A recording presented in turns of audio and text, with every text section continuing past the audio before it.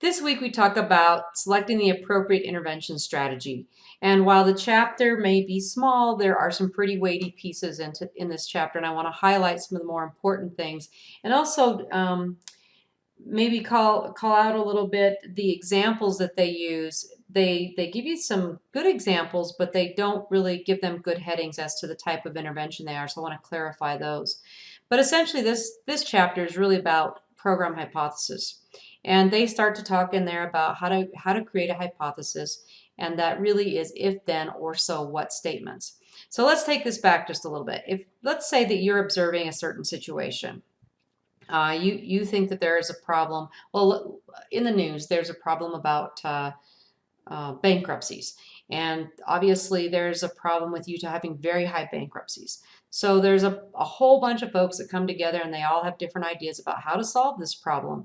But they start to develop theories. And they start to say to themselves, well, I think the problem is this. And they develop a theory that then sets up the if-then statements. Their idea is, I think people in Utah get into debt because they have a large number of children, or I think they get into debt because credit is easy, or I think they get into debt because there's this cultural, I got to keep up with the Joneses. So all of a sudden, there's all kinds of reasons why I think people get in debt. But let's just focus on one.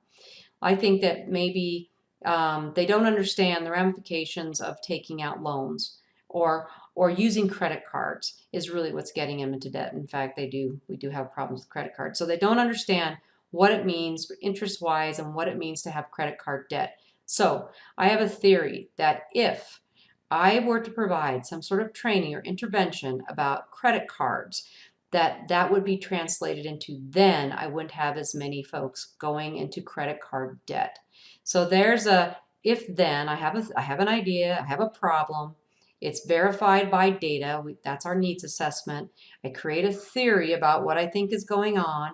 I think about how to address that problem with if-then, with an intervention, and then I now have a hypothesis. If I have an intervention for training about credit card debt and they understand those concepts, I will have less people in debt. That is my theory. That is my hypothesis. And those if then, let me go back one second. Sometimes I've seen this in the literature as so that statements.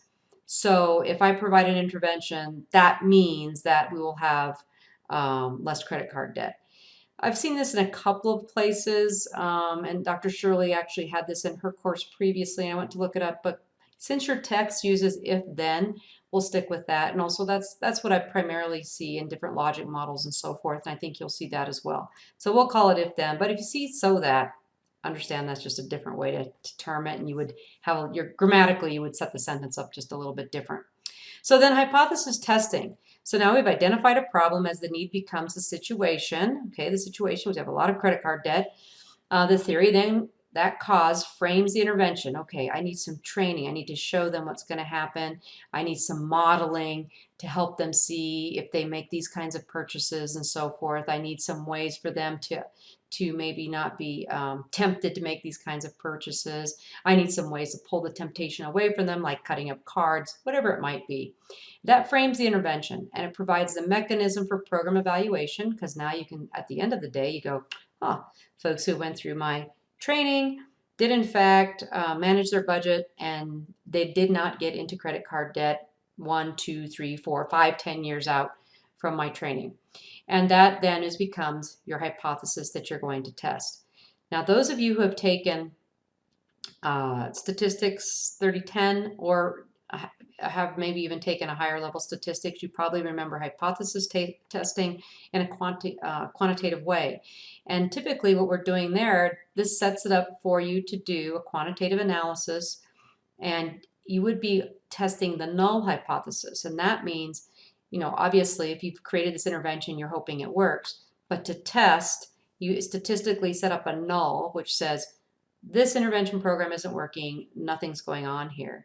And when you run the statistical test, if in fact that test comes up significantly different from your A to B, or for from your pre to post, then you'd be able to say, oh, yes, something is going on here. And that's when you would reject the null hypothesis and say, yes, this is a wonderful program. Everything is going on here as I'd hoped.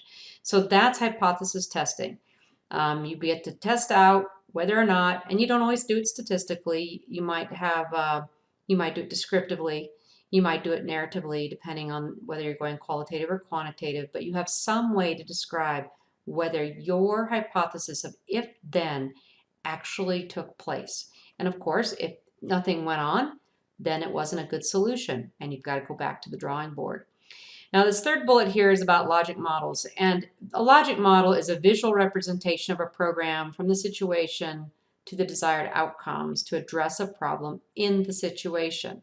And so in a logic model then, for those of you who've had program evaluation, this is not new terminology. And in your text, it was talked about in chapter 1. And next week, I believe it's chapter 7 on goals and objectives. It is basically that's the entire chapter. And we will spend some time on it. You'll also note that this week, in addition to this small chapter reading, I have suggested, for those of you who have not already done this, to go through the University of Wisconsin modules on logic models. Those trainings, those tutorials are very helpful. If you're going to continue to work in extension, if you're going to put out grants to like the Kellogg Foundation, or really almost all of them are asking for a model of your intervention. They're asking for your theory about how this is going to work, or a hypothesis about how this is going to work. You're going to need a logic model will help not just fill the request, for the grant proposal or the program, but it will help you to organize what's going on here and share that with others. So it's really a visual representation. And in fact, I'm going to put this link at the bottom of this presentation, but this is the Pell evaluation toolkit.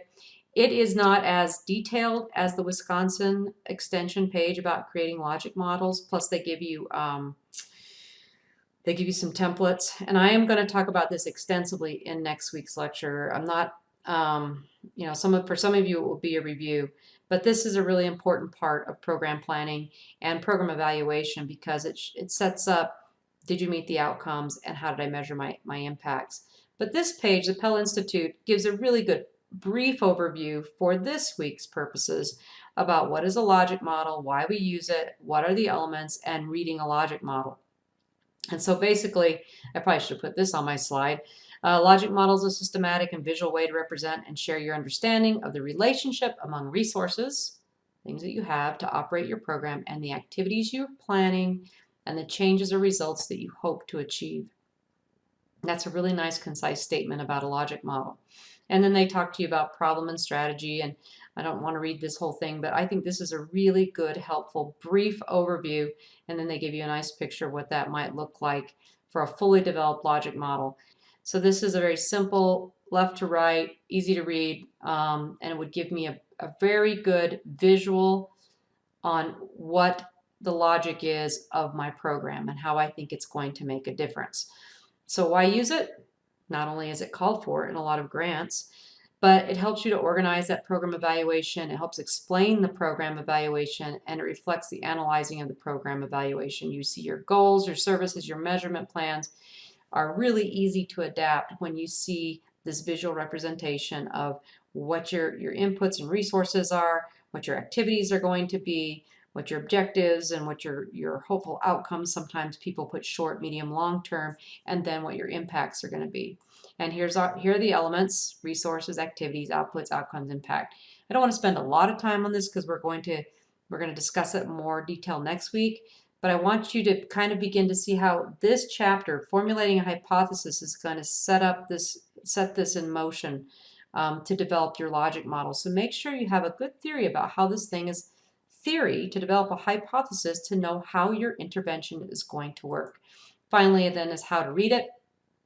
And we'll come back to this, and you'll see this again in Wisconsin. It should be very intuitive. I shouldn't have to guess where I start. That's why there's arrows. Sometimes, like I said, it doesn't really matter the direction, but that our eye is easy to follow based on the arrows that you have, the direction or flow that you've put into it, and you'll see lots of different, and I have a couple of examples here at the very end. So I really like this page. It's very basic. It doesn't help you as much with how to construct one.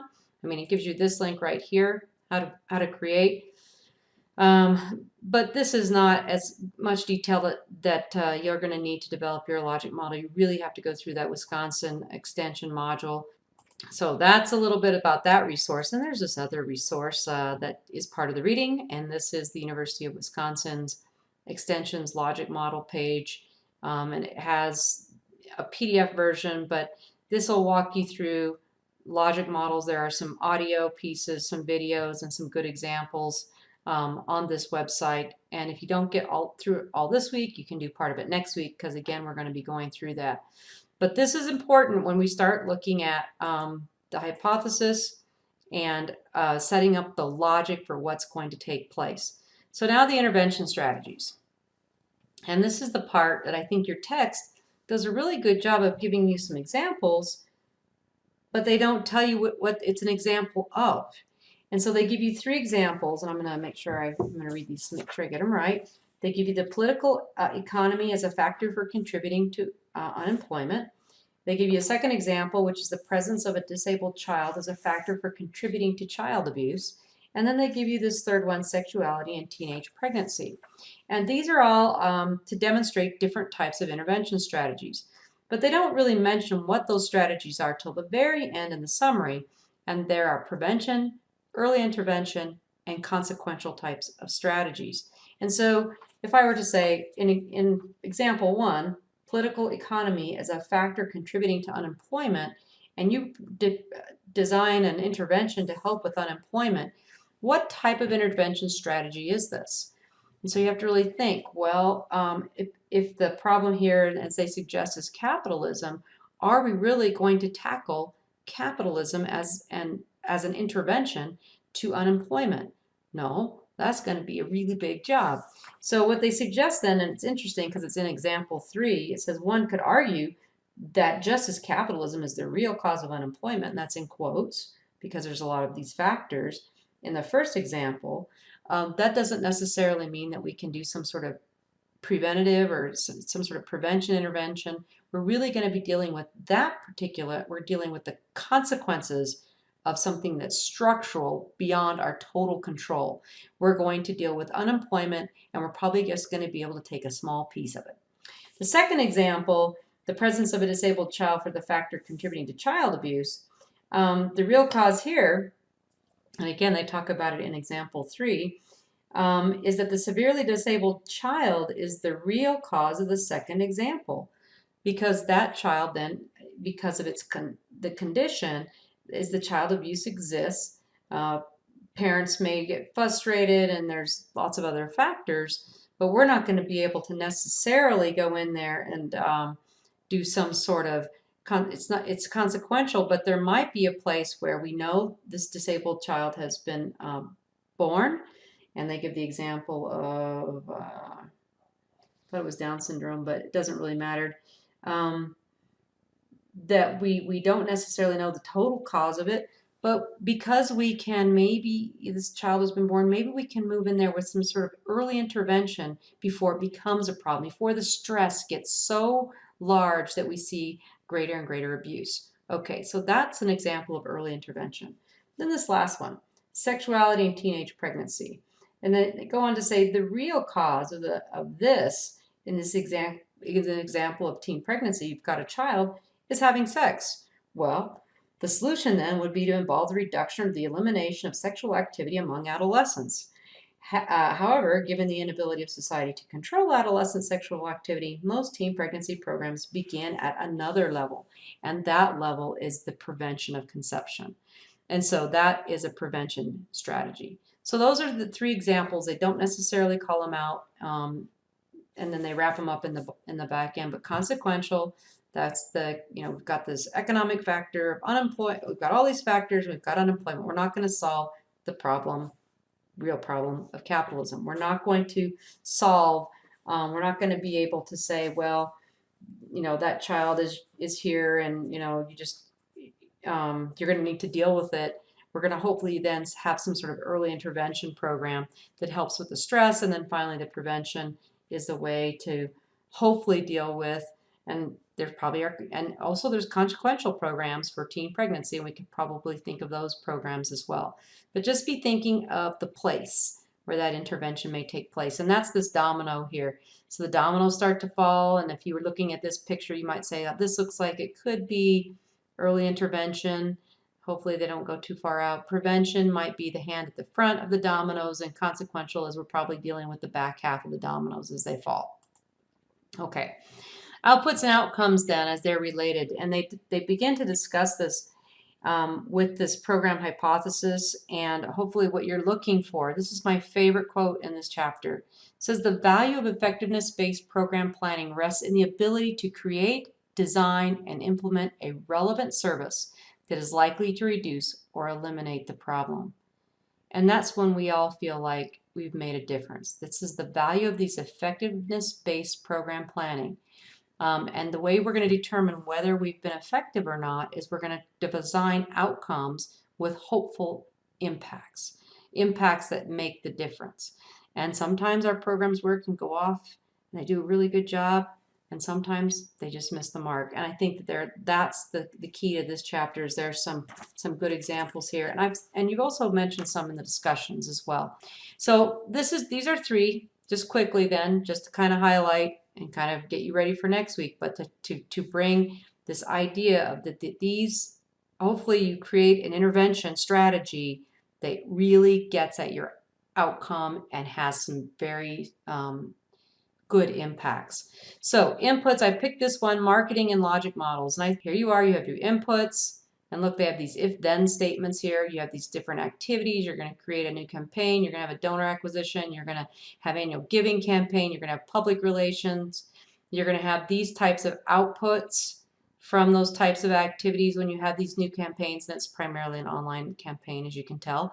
And then hopefully you're going to be able to have these measurable outcomes, new visitors, new donors, higher donor gift, press mentions. And the impact then is you have more diverse audiences, you have a higher total number of visitors, and this is looking probably at websites or something.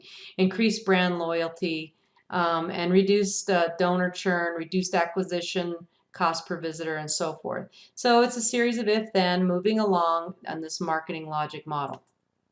If you go down, here's another one. This is a very typical, probably the University of Wisconsin template is being used here. This is the National Forum on Youth Violence Prevention.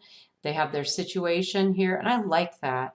I like when the situation is on the same page. I don't always see it that way because maybe the model gets really complex and there's not room for it. It has to be somewhere, but when it's on the same page, it makes it more clear. It's easy to read what's going on here visually. So you have the situation, the priorities, you've got these inputs moving to outputs, outcomes, and impacts. And then there's some assumptions, what can we assume, and what are some of the external factors that are going to impact how we meet or how we get to these outcomes. And again, this will, in the University of Wisconsin modules, these are explained in a little bit more detail. But I just want you get you thinking about how those if-then statements translate into the program, into your goals and objectives, the outcomes, and the impacts that you're going to have. So this is a really important stage, setting up what the intervention is going to look like. And then I picked this one, Consumer Health Foundation Logic Model Theory of Change. This theory of change, and you notice they still have the same elements: resources, activities, outputs, outcomes, mission, and vision. But everything, this basically is one that's from the ground up. And one thing I do like about this one is they have their vision and mission statement, and these outcomes are feeding into what this group is really all about. They don't have a situation statement, but in their vision and mission, you kind of get a sense of what it is. So that's an overview of selecting the appropriate intervention strategy, a short chapter, but I think that those three examples should really help you to think about how your intervention strategy sets up, where it is in that domino, and helps you with some of the hypotheses or the if-then statements that are going to help to form or inform that intervention.